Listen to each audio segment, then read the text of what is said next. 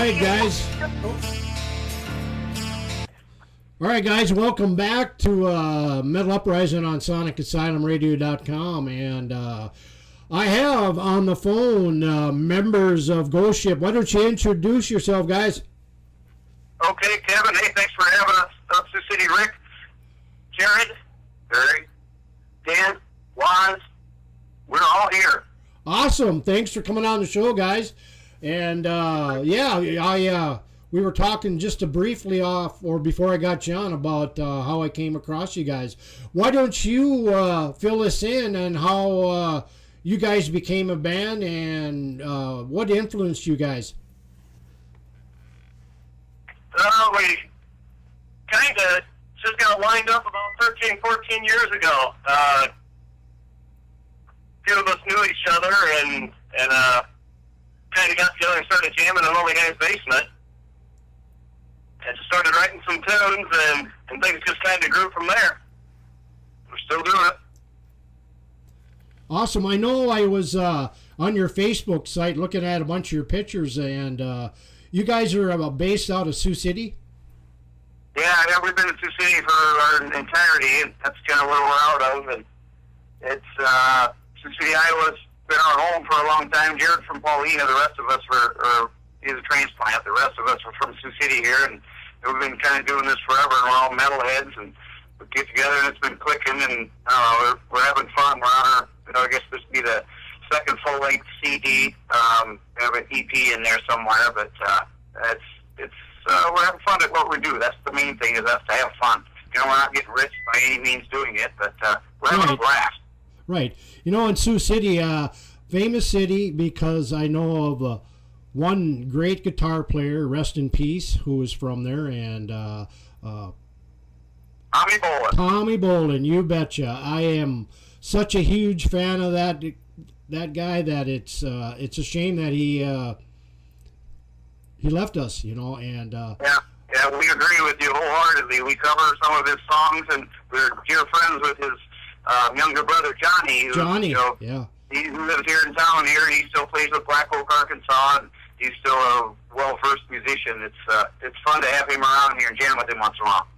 And yeah, they're actually having a Tommy Bolin festival. They have that every year right up here in Sioux City. It's coming up on August 3rd. People travel from all over the world to come and see it. We played it last year, but we had a scheduling conflict this year, so we couldn't do it. But we'll be back next year. Not to get away from you guys, but also Johnny Bolin, he was in his own band called DVC. Oh, absolutely, yeah. They had a couple great albums. I remember that back in the day. That was awesome. Yeah. So tell us about some of your influences. I'm sure you guys you got to be in your 40s, right? I assume. Yeah, so every bit of the mid-40s, most of us, some of us early 40s. The old school stuff, Michael Schenker, UFO, Iron Maiden, Metallica, Dream Theater, Skid Row, yeah, a lot of the good stuff like that, you know, just a combination of it all. Rush, Barry, the bass player here, he's a huge Rush fan, you know, Teddy Lee's his idol. That goes well. Fits in nice. I was going to say Gorky Park, but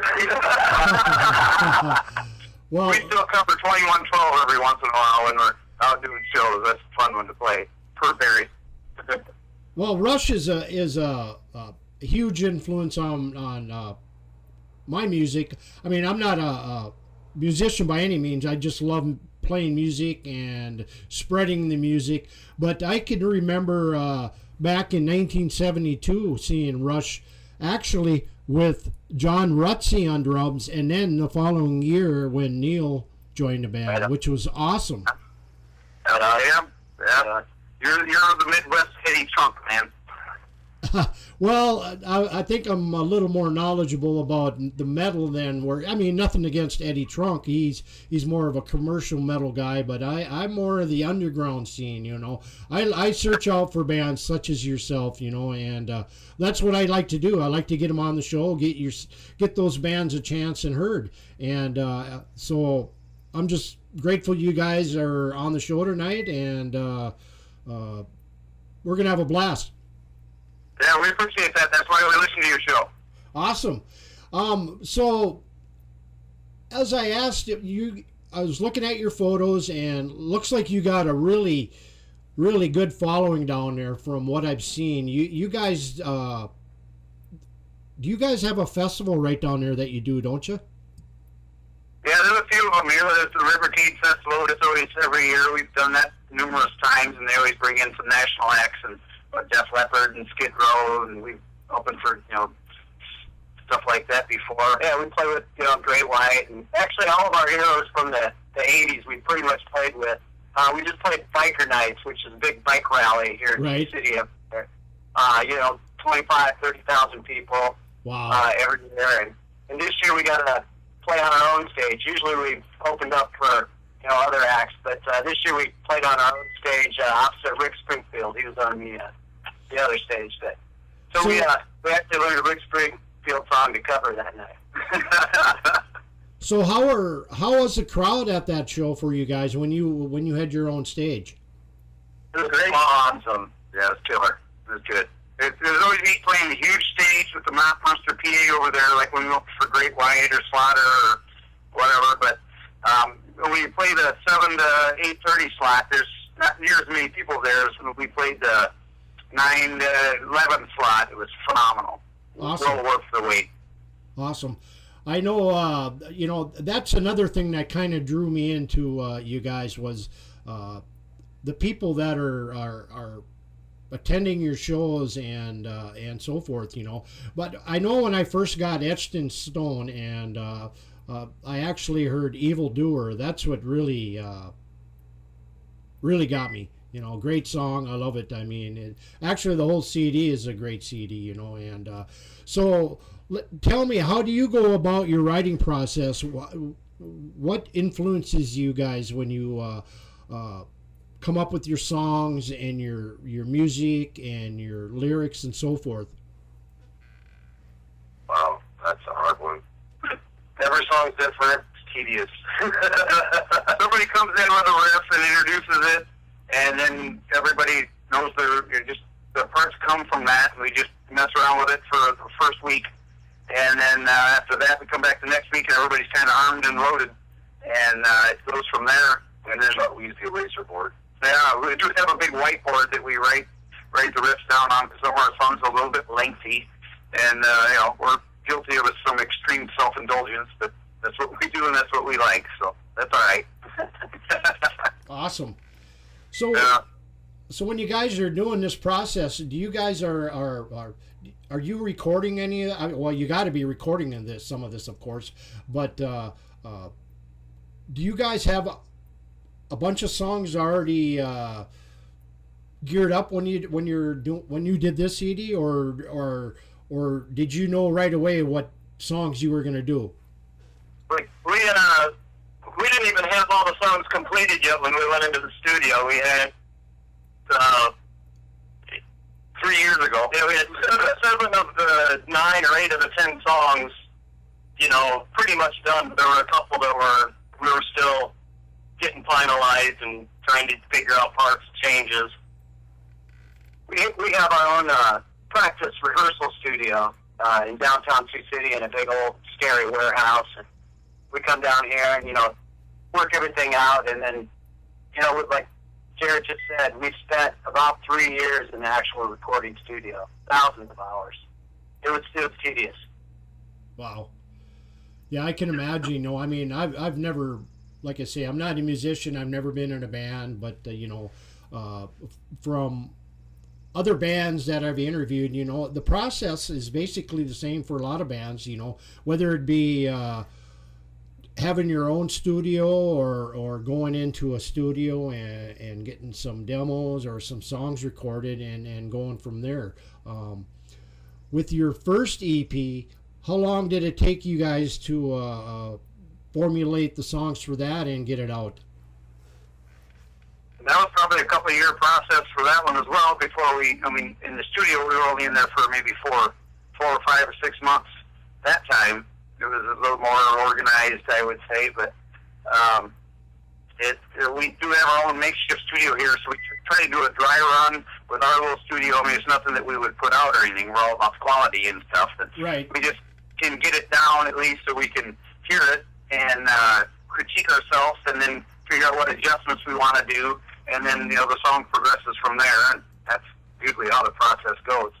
Yeah, we got lots of cool equipment, but none of us know how to use it. Usually two drums are running. I hear you. Even some of my stereo. I mean, I'm old school. I'm 54, so I'm old school, and I still have the receiver, the tape deck, and everything.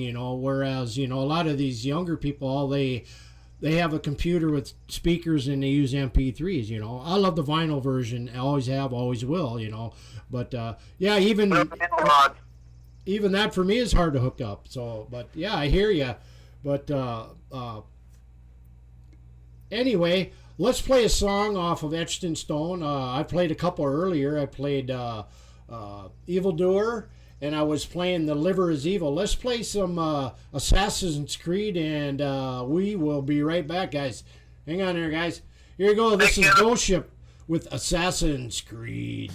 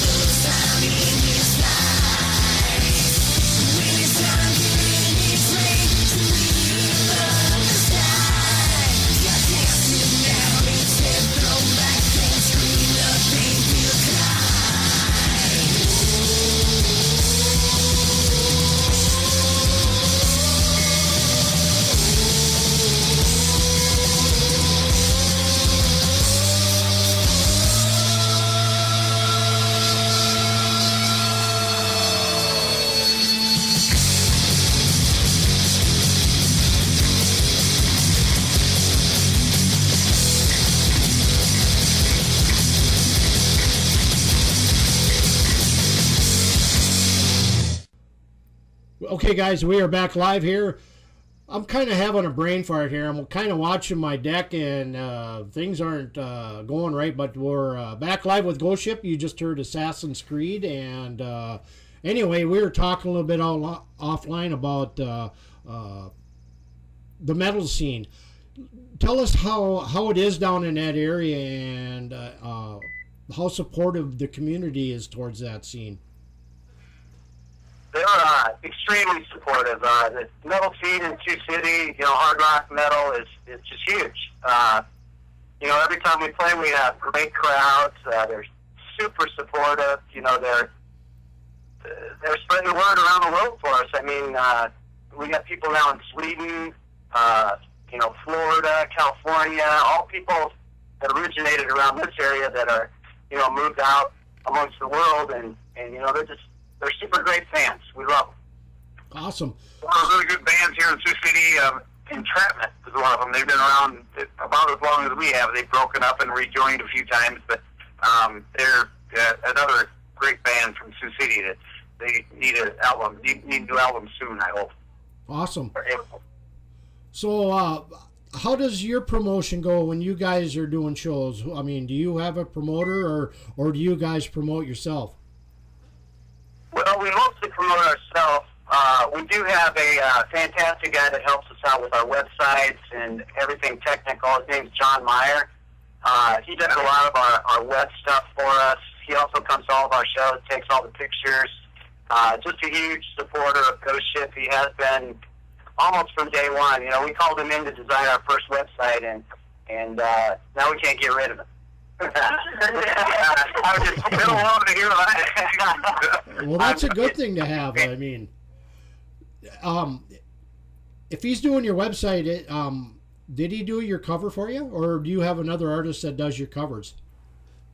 No, we actually had a local company called Bass Advertising, Bass Agency. They put together the cover art for us. And then another company here in town called Artisan Press, and Penny Walrod. Well, that's her maiden name, but anyway, Penny Siebert. She helped us out with the rest of the artwork and the CD insert and everything. And then what was the guy that helped us out with the pictures? Kurt Stover. Kurt took photos for the band inside there, and they did on horse trading to borrow our PA for an auto show, and yeah, it all worked out well. Awesome. So, when you guys are doing shows, I'm sure you guys aren't, or you would like to be doing a lot of shows, but I'm sure you guys have day jobs like every other metalhead, like myself, and. Unfortunately, yes, we do. Yeah, the rock and roll doesn't really pay the bills as well as I'm a house painter. I own Moore Brothers Painting. Waz works for Burke Engineering. He's a door guy. He sells doors and that. Dano's a computer guy. The singer Dano, and Barry, he works on autos and does roofing, stuff like that. Jared works for Overhead Door, the drummer. The rock and roll doesn't pay the bills. No, that's just fun. Unfortunately. Right, not in this day and age. Maybe 25 years ago, 20 years ago, yes. But tell us, or tell the fans out there and the new fans about, other than Sioux City, where you guys been playing at. I mean, I take it you're in Iowa, parts of Minnesota, of course, South Dakota. Omaha, Sioux Falls, South Dakota. Yeah, we've been in Iowa, Minneapolis, Lincoln, Omaha, Sioux Falls. We've gone way up north into South Dakota. I would say within a 400-mile radius of Sioux City or south. We've been around. We'll go anywhere as long as we can cover our expenses and have a great time. Right. And the reason I'm asking is, are you hearing from fans out there about possibly expanding farther than your core area, and are you hearing fans from Europe wanting to hear you over there? Absolutely, yeah. We've been actually talking to a lot of people over in Sweden right now. thinking about possibly setting up a little mini tour, maybe early next year, going over to Sweden for a week and playing some shows. We'd love to get everywhere. I just saw on our Facebook site the other day somebody from Florida wanted us to come down, and heck, we'll go anywhere. Like I said, as long as we can cover the bills and make it happen with the day jobs, we're in for it. Ready to party. Yeah. Awesome. This is one great thing about the internet. When we first started playing in bands 20, 25 years ago, you were relegated to your local area or wherever you played, but right. Now you can go worldwide, and it's just a click of a mouse. Right, and back in those, in the 70s, early 80s, all you had was radio and, maybe a few magazines back in those early days, but again, like you said, nothing like today with the internet. I mean, there's so many media tools out there to get bands heard, and let me ask you this. I know you guys have physical copies, CDs. I didn't see anything about a vinyl, but where else are you promoting your CD, especially in digital format? Well, for digital, you can go to iTunes, search for GhostShip, or search under Etched in Stone, which is the CD title, and it'll take you to our iTunes page if you want a digital download. You can also get it off CD Baby. If you want to just stream it and listen to it, you can go to Last.fm or Spotify or any of the digital streaming sites. I think we're on over 300 throughout the world. Wow. If you want a physical copy, there's a couple places you can go. You can go to NEHrecords.com. They're selling physical copies of our CD. You can go to our main website, which is GhostShipBand.com. You can order it from our online store right there, along with T-shirts, CD, or stickers. We have all of our gear on GhostShipBand.com.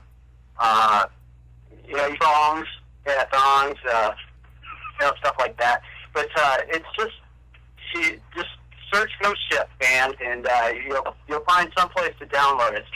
And we actually just got on Reverb Nation yesterday, so we're on that as well. I would say iTunes is probably your best bet, though, if you want a digital copy. Awesome. I got to correct myself on how I came across you guys. I actually came across you guys on NEH Records. I buy music from that place all the time. I actually clicked on your album and read a brief bio down below, and that's actually how I found you. When you get old like me, sometimes you kind of forget. But anyway. Yeah, that's. I think it's Nick over there at NEH Records. If I remember correctly, he's a really nice guy. They're out in Colorado. Yes. So they have several physical copies. Order from them. Support local businesses. I'm sure Apple's got plenty of money, so Yeah, they're doing just fine. yeah. I mean, give some money to the local guys, the smaller guys like NEH Records. Right. And, they've been around for, as far as I know, 8 to 10 years. I know. I've been buying from them for a long time. Yeah, he's a great guy over there. Really easy to work with. Yeah. Well, anyway, let's play another song off of Etched in Stone. I got Mary Celeste queued up, so let's play some more Ghost Ship for the fans out there and the new fans coming aboard, and we will come back. So here you go, guys. Here's Ghost Ship with Mary Celeste.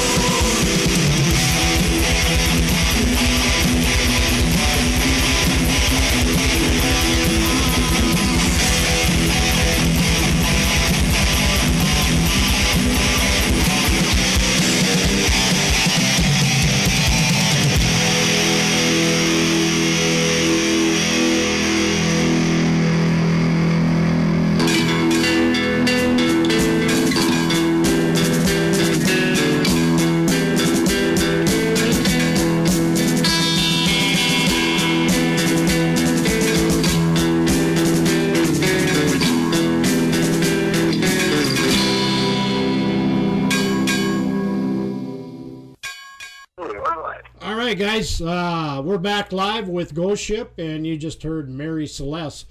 So we were talking about shows over in Europe and how rabid those fans are. Let me ask you this. What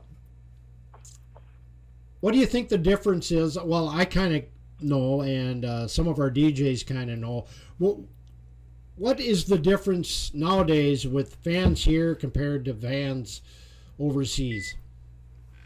Well, the Rock in Rio videos, the DVDs, I mean, that explains it all right there. They're crazy over there. They're absolutely phenomenal. I mean, they sing the riffs on South America. Yeah, that'd be really even like the Black and Open Air Festival in Europe. I mean, people come from all over Europe and Asia to that festival, and it's, you know, it's like Rick said, they're crazy about it. I don't think they're as concerned about what the latest trend is over there. You know, the crowd sings the riff as the band is playing it. Yeah. And the band looks at each other like, holy shit, what the fuck is going on? I don't think metal ever died in Europe. I don't think it either. I think over here people are fickle and they have their taste. Yeah. What's the radio? Yeah, and they're fucking violent. But I've heard like people in Japan can go to a Whitney Houston concert and turn around and go to a Metallica concert and have the same good time. So I mean, if you like music, that's kind of, you know, over there they just care about music. They don't care about what group of folk or any of that crap, you know? Right, right. You know, we have a number of DJs that are living in the Chicago area, and they attend a couple of, there's one metal fest, I think, that is I think it's in May. They just had it this past May. It's called Ragnarocker Metal Festival, and they cater to more of the more older traditional underground bands. And the other one is in Ohio, Warriors of Metal Fest. Have you guys ever heard of those festivals? The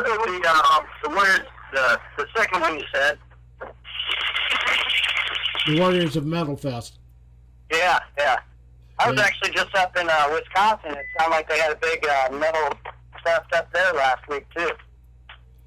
Can't remember what it was called. Metal fest? Could be. Yeah, I don't know. I know there's one of our DJs who is in a band called Stone Magnum, more of a doom band, and they play shows up in Milwaukee, Doomfest and so forth, but he's about my age, 54, 55, and you know, he's one big supporter of the metal scene, and he supports it 100%, you know, and you know, it's great to see, you know, with the DJs we have on this station, we're all about supporting the band, supporting the music, and getting the music heard from GhostShip or Seven Witches or whoever we get on the shows, you know, and you know, that's what we love. It's you to keep it alive, and you know, we really appreciate it, and you know, it's awesome finding new metal lovers. You know, around here we're used to everybody loving the metal, but it's great to know that it's still alive and well all over the country and the world. Right. Let me ask you this: are record shops alive and well down there, or are they like dinosaurs of the past, like everywhere else? You know? Not so much. I think we have a FYE, and that's about all I can think of, to be honest. Surviving. Yeah. Amazon has ruled everything, and everything else dying, man. All the records, all the cool places are dying. We used to be able to go get a bong and a album. You can get the King Diamond album and a bong, you know, at the same spot. Not anymore. No. I was going to think that shop / record shop, but yeah, he's right. It's a cool place. Right, you know, and you know, I always ask that because, you know, I miss those days where you can go in and browse through the albums or later on in the 80s through the CDs. But the vinyl, you know, the vinyl thing is what draws me. You know, I can remember back in the early days when I was a teenager and going into those record shops and going through the hard rock sections and just picking up an album with ever knowing who it was and buy it by what the cover looked like. Like Anvil or Exciter, stuff like that. I remember buying them because of the album cover. Anvil. Loved it. It changed my world, but then my stylus broke, so then I started buying DVDs. Awesome. Yeah, I remember my first album that I ever purchased was the Scorpions Blackout, together with the Forks for sunglasses. That was awesome. Real sick. Yeah, it's a different world today compared to the way it used to be. Are you guys collectors? Do you collect music, or what do you guys? I have a vast album collection with some old Merciful Fate and King Diamond and the Merciful Fate's first album and Saxon and all kinds of random stuff. Yeah, I have a huge album collection, but I love that stuff. Sabotage. Awesome. What about you other guys? I think my first album I ever bought or found was Thin Lizzy Jailbreak, and it had the comic book cover, and I remember falling in love with that album at like 8 or 9. Mm-hmm. So yeah, it started early. I'm all digital these days, so I don't have any albums. Well, in my head. Lost collects memories. All in my head. I know it all. Well, with digital, it makes it easier for us as DJs because we can put them in our hard drive and and load them into our broadcaster and play them. Whereas I was on Facebook yesterday. Well, I'm on every day, of course, but there's a DJ up in this area he's about my age, and he had posted a pic of how they used to do it in the old days. They used to stack the 45s on their little record player there, and then I remember that. Yeah, big clip in the middle. Right. Yep. Nowadays all you do is you grab a song, put it up in the deck, and then you play it and just let it go on auto. I mean, I like the fact that we could do that way. But there's still something about taking an album out of your cover and putting it on a record player. Yeah, absolutely. Putting the needle down here tonight. Well, I appreciated I remember sitting on the edge of my bed looking at that Kiss Alive 1. That's the first album I ever had. It changed my life. And they had the big 4-page leaflet that you could look through, and you could read all the liner notes, like the Dio album. My God, the artwork that was on there was unbelievable, man.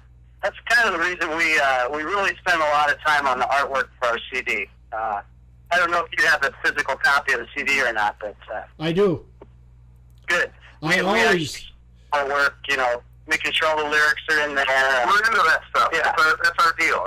We think that's cool. We always thought it was cool, and we still want it to be cool. There's even some hidden pictures on the cover of the CD. If you look right underneath the tombstone there, right above the etched, you'll find a hidden pot leaf if you look close enough. Oh, wow. Okay. I'll have to grab that. I think it was Penny. I think Penny put it there. It had nothing to do with us. Trust me.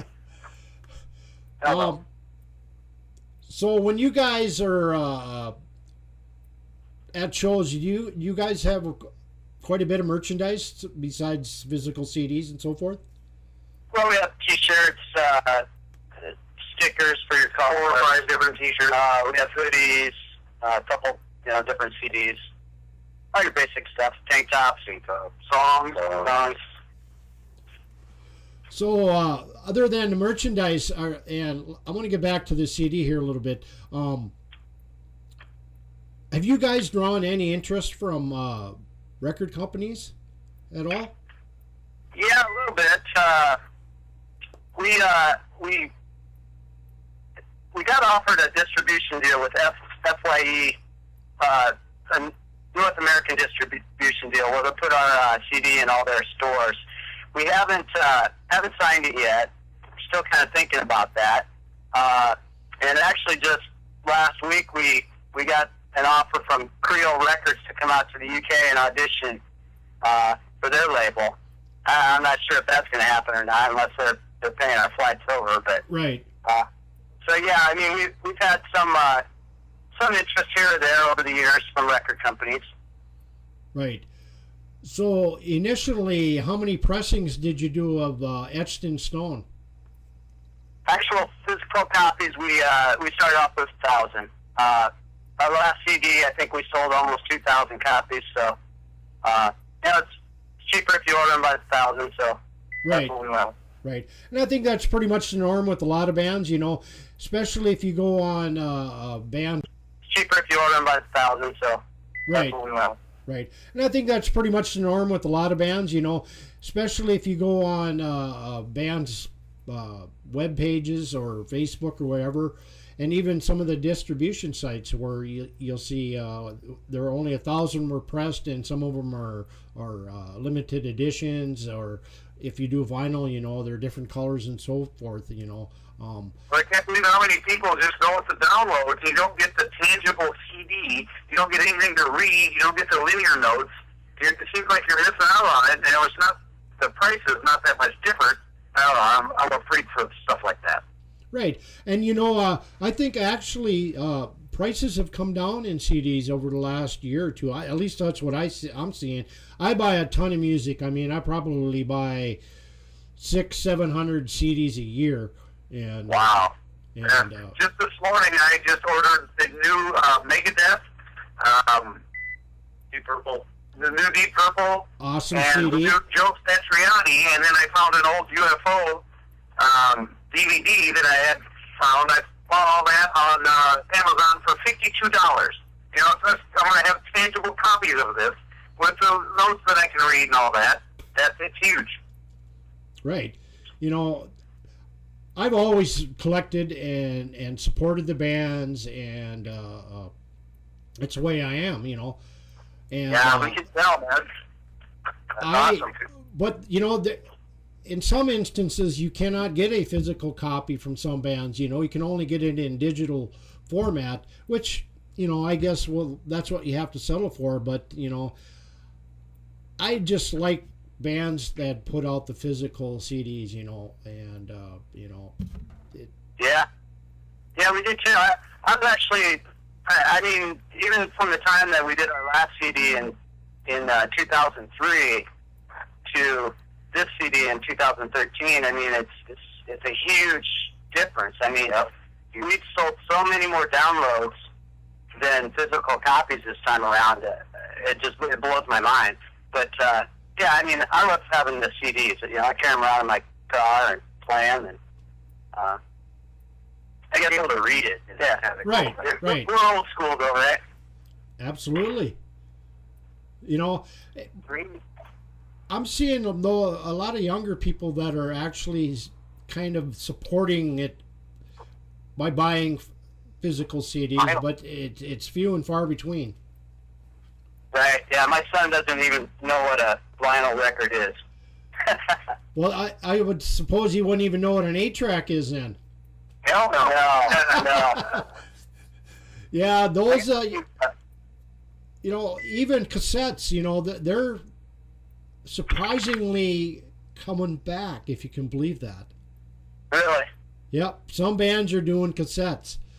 They're Wow. they're putting together as bundle packs. You buy a CD, they'll throw in a cassette, limited edition, of course. They maybe did 100 of them, and so forth. I love bundle packs because of the fact you can either get a CD, a vinyl, or a CD, vinyl, and a shirt.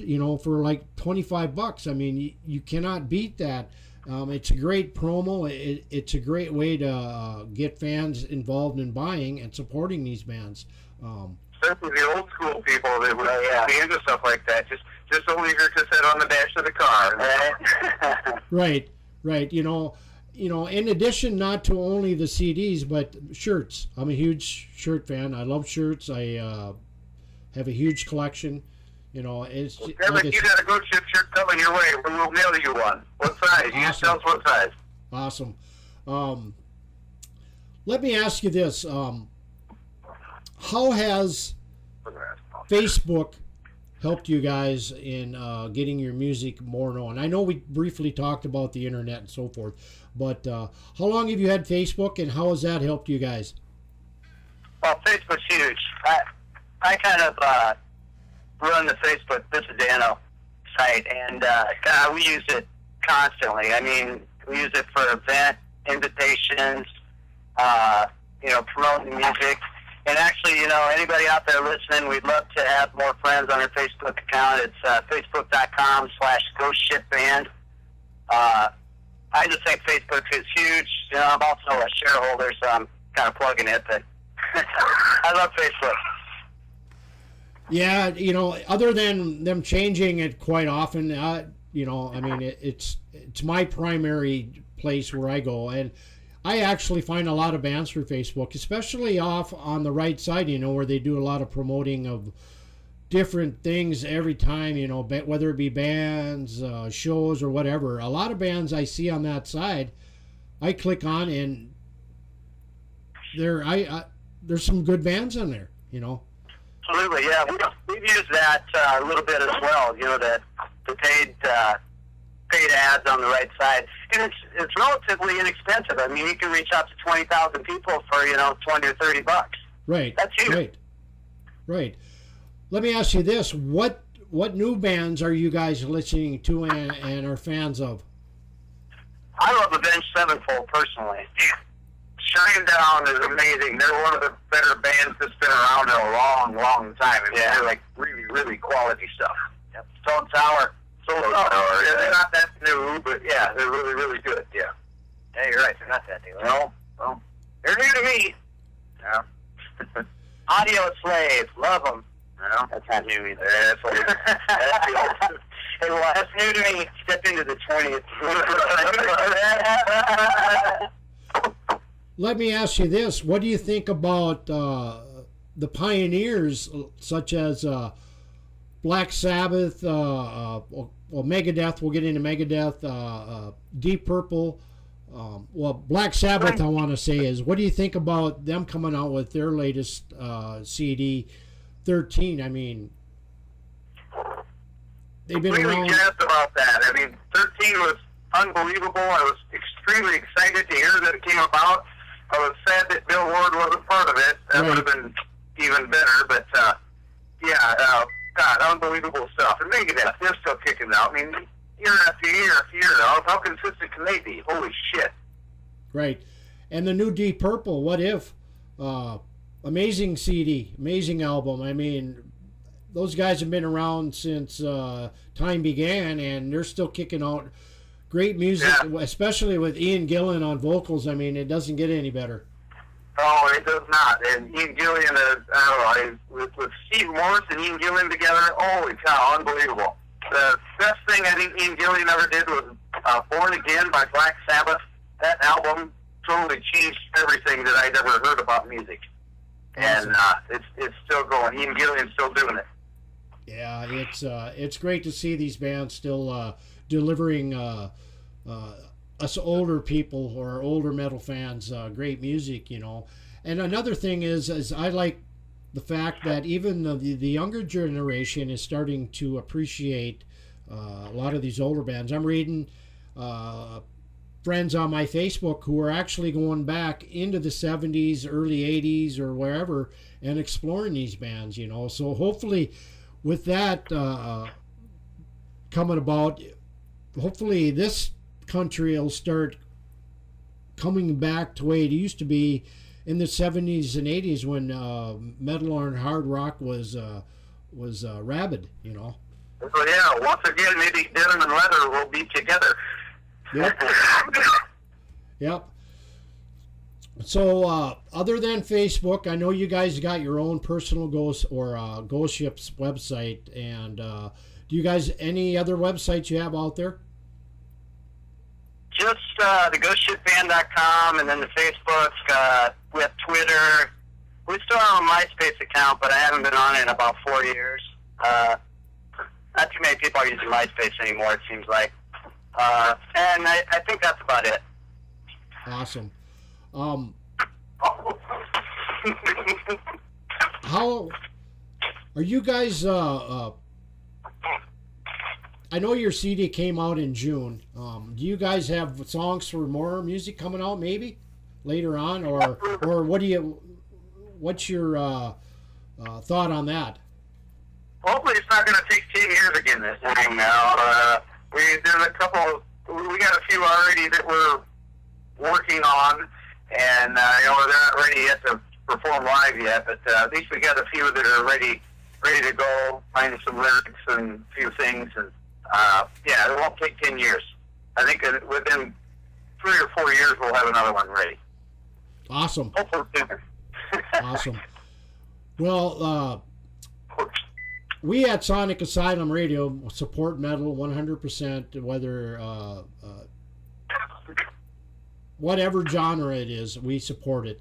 We support the bands like yourself, and what we do here at Sonic is we put you on our band page. We'll put a link to your Facebook site, so anybody who comes in to the Sonic site, clicks on the band page, and they want to read or hear about GhostShip, click the band. It would be your album, actually, your cover, and it'll bring you to your Facebook site. And definitely, you guys anybody who's listening out there, go to their Facebook site and like them, comment about them, buy their music, support the band, and that's what we do here. We support the music and the bands. Well, we really appreciate all your time today and for having us on the show. It's people like you that keep the metal alive and keep independent artists like us going, and we really, really appreciate it. Especially in the Midwest, dude. Yeah, you're the Eddie Trunk of the Midwest and tenfold. Right. I think the Midwest in general is a hot spot for metal, but a lot of people up where I'm at are more into the country scene, so therefore it's different. Yeah. We don't want to talk about that, but anyway. There's anything wrong with that, I like Southern rock, but the country scene, no, not so much. But anyway, I appreciate you guys for coming on the show tonight, and I'm definitely going to get you back on, and definitely going to get you out promoting your music and your CD, and spread some words. Hopefully you guys will get into some festivals, maybe the couple I mentioned, and we'll see what happens. Yeah. That'd be fantastic, and we'll talk tomorrow, so I'll get your address and we'll get you out one of those shirts. Awesome. I appreciate it, guys, and thanks again for coming to the show tonight, and don't hang up here. I'm going to talk to you a little bit offline here, and we'll see what happens here. Hang on, guys, here. Thanks, Kevin. Everybody. Thanks, Kevin. Thanks, Kevin. Thank you, Kevin. You bet. All right, guys, you just heard GhostShip here, and anyway, I'm going to play some new action with a song called Ride the Chariots.